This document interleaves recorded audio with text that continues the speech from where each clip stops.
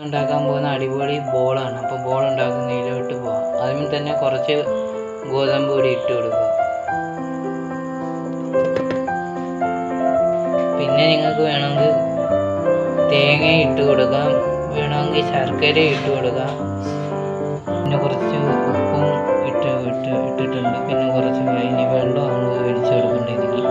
ഇനി ഇത് നല്ലപോലെ മിക്സ് ചെയ്ത് കൊടുക്കുക. ഒരു പാൻ എടുത്തിട്ട്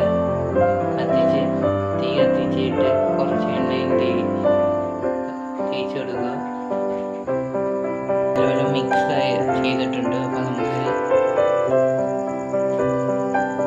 നമുക്കിത് കൈകൊണ്ട് പരത്തി പാത്രത്തിൽ പരത്തി കൊടുക്കും. വെള്ളം നനച്ചിട്ട് ചെറുതായിട്ട് പരത്തി കൊടുക്കുക. നല്ലപോലെ പരത്തി കൊടുക്കും. നല്ലതായിട്ട് നമ്മുടെ കൈ കൊണ്ട് തന്നെ നമുക്ക് ഈസിയായി പരത്തി കൊടുക്കും. അപ്പോൾ ഇത് നല്ലപോലെ മുഴിക്കുകയാണ്. അപ്പോൾ മസാല നമ്മുടെ ബോൾ നല്ല ക്രിസ്പിയായിട്ട് മുരിഞ്ഞുകൊണ്ടിരിക്കുകയാണ്. ഒരു സൈഡ് നല്ലപോലെ മുരിഞ്ഞിട്ടുണ്ട്, അടുത്ത സൈഡ് നമ്മുടെ മച്ചാമര നമ്മുടെ ബോൾ അടിപൊളിയായിട്ട് റെഡി ആയിട്ടുണ്ട്. ഇത് നല്ല ടേസ്റ്റാണ് കഴിക്കാൻ. ഇപ്പം ഇഷ്ടപ്പെട്ടെങ്കിൽ നിങ്ങൾ ചാനൽ സബ്സ്ക്രൈബ് ചെയ്യാനും